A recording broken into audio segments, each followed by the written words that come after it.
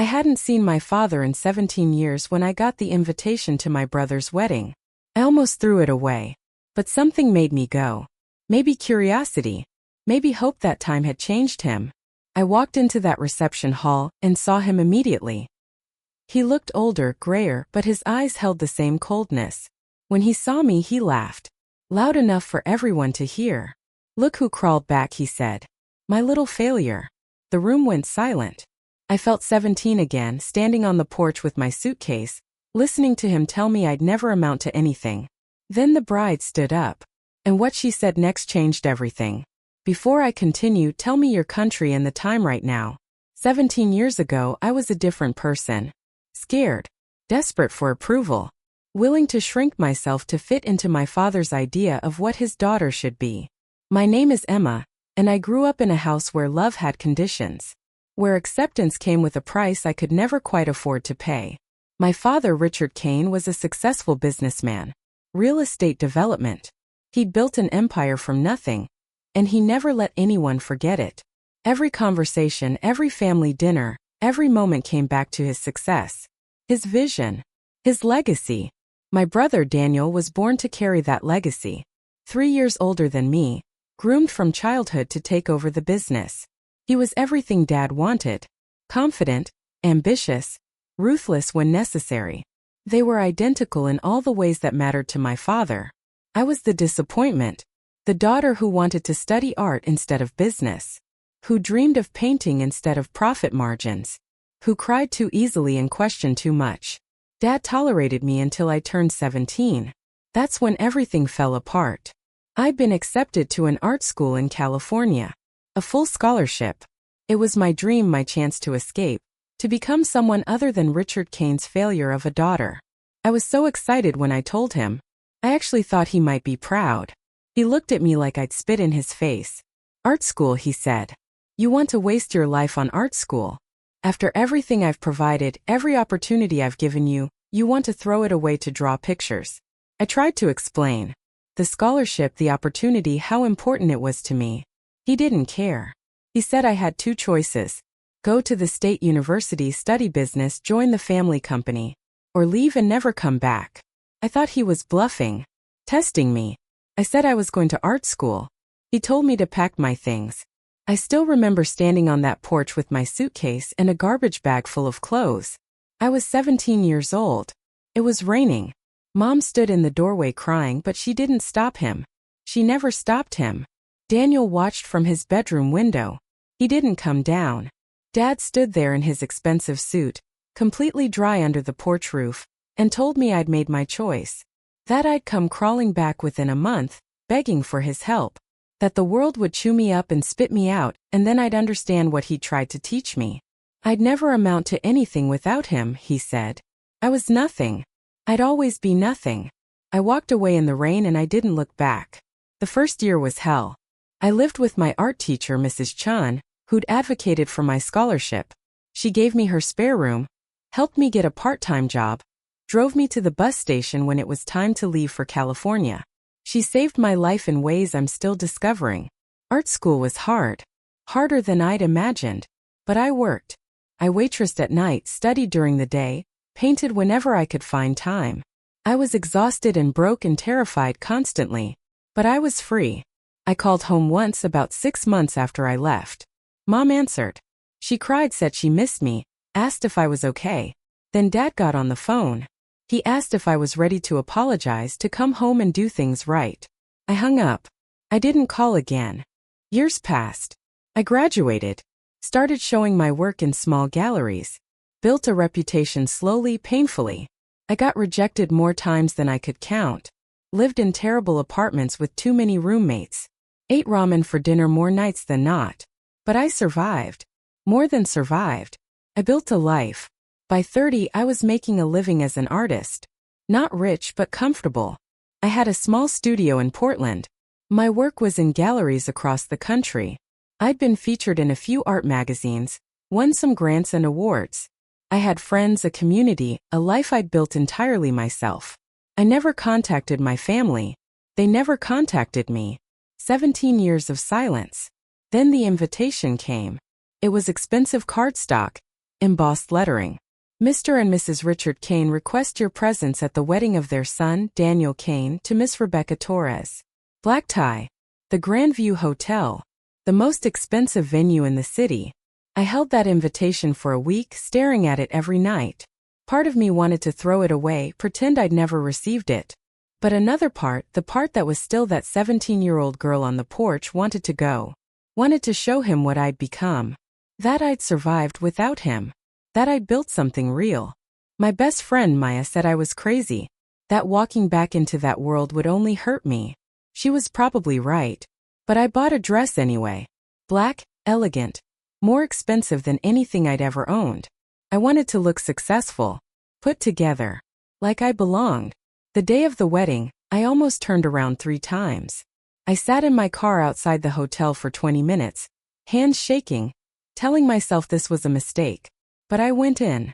The ceremony was beautiful. Traditional. My brother looked happy, standing at the altar in his expensive tux. The bride was stunning. Dark hair and a dress that probably cost more than my car. I sat in the back unnoticed. Mom saw me during the processional. Her face went white. She looked older, smaller than I remembered. She didn't acknowledge me. The reception was in the hotel's grand ballroom. Crystal chandeliers, live orchestra. Flowers that must have cost thousands. It was exactly the kind of event my father loved. Showy. Expensive. Designed to impress. I found a seat at a table in the back. Made small talk with strangers who asked how I knew the family. I kept it vague. Old friend. Haven't seen them in years. True enough. I saw my father before he saw me. He was holding court near the bar, surrounded by business associates, telling some story that had everyone laughing. He looked good for 67. Fit, tan, powerful.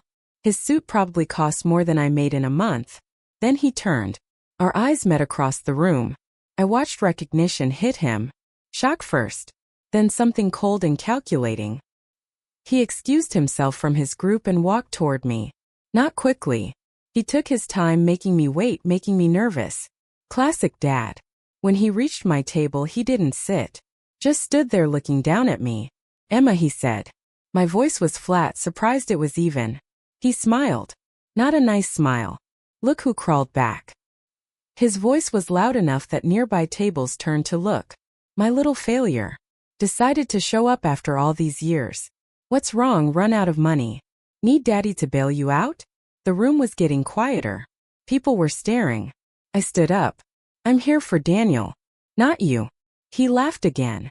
That same dismissive laugh I remembered from childhood. For Daniel. Right. The son who actually made something of himself while you were playing with your little paintings. Tell me, Emma, are you still pretending to be an artist? Or did you finally get a real job? My face burned. I felt 17 again. Small. Worthless. Every insult I'd spent years trying to forget came flooding back. I opened my mouth to respond, but I didn't know what to say.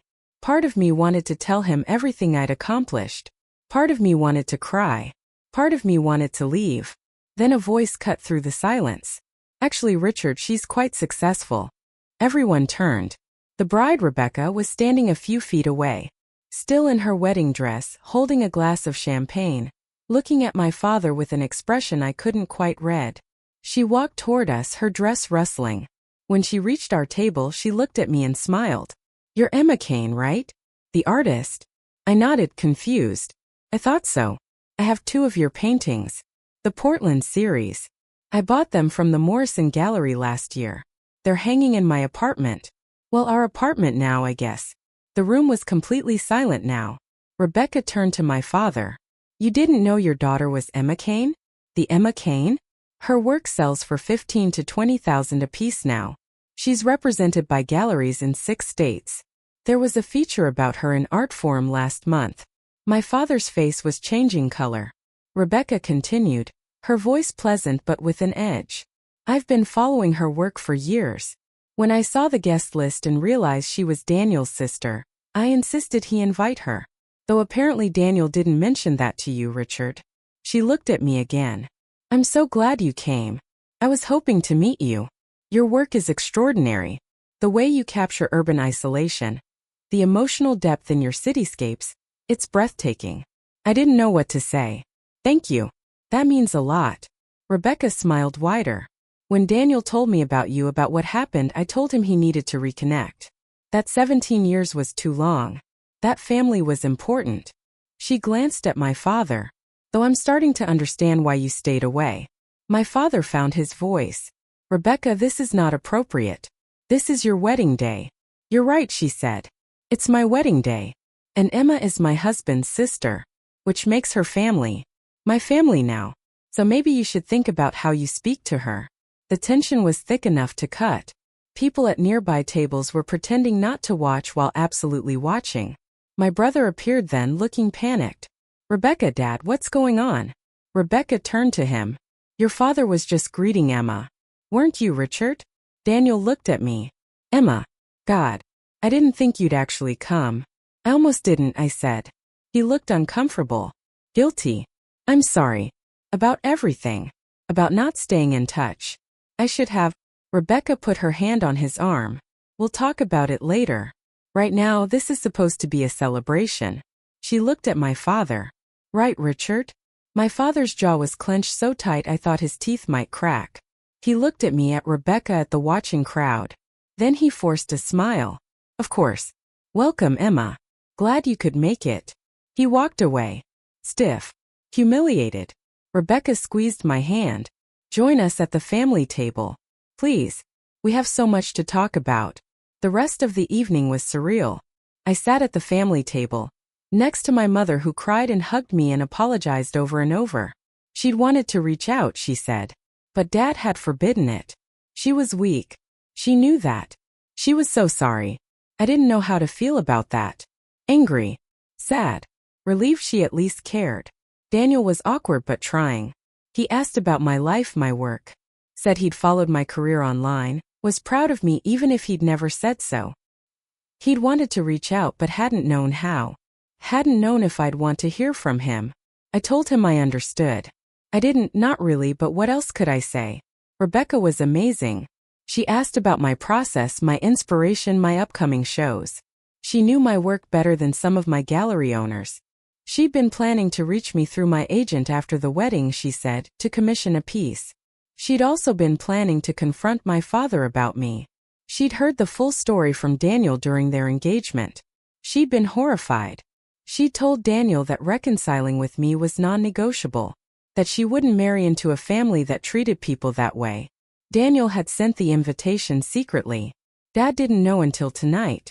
The evening wore on. Dad avoided our table. When he gave his father of the groom speech, he didn't mention me. When people asked who I was, Rebecca introduced me proudly. This is Emma Kane, the artist. Daniel's sister. Her work is incredible. Near the end of the night, my father approached me one more time. Alone this time. Quieter. I underestimated you, he said. Yes, I said. You did. He looked like he wanted to say more. Maybe apologize. Maybe justify. But he didn't. He just nodded and walked away. I left before the reception ended. Hugged my mother. Exchanged numbers with Daniel. Thanked Rebecca for everything. She hugged me tight. Family should support each other, she whispered. Real support. Not conditional love. I'm glad you're part of ours now. Driving home that night, I cried. Not sad tears. Relief. Validation. Grief for the years lost. Joy for the life I'd built anyway. My father had been wrong. I'd amounted to something. Without him. In spite of him. I'd built a career, a life, a self that was entirely mine. The next week Daniel called. He wanted to meet for coffee. We did. It was awkward at first, but we talked for hours. He apologized. Really apologized. Explained that he'd been a coward, too afraid of Dad to reach out.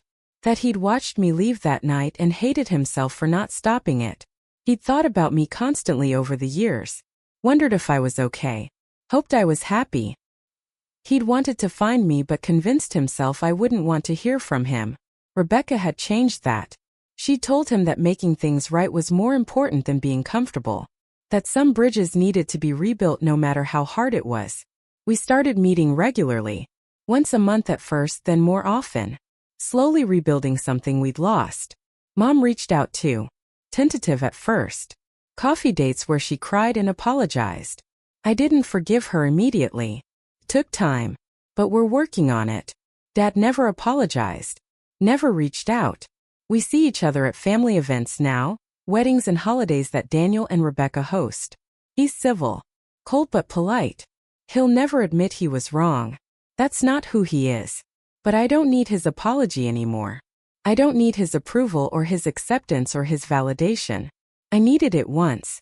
Desperately. I was a 17-year-old girl who just wanted her father to be proud of her. But I'm not that girl anymore. I'm a successful artist. I'm someone who built a life from nothing. I'm someone who survived rejection and poverty and fear and came out stronger. My father didn't make me who I am.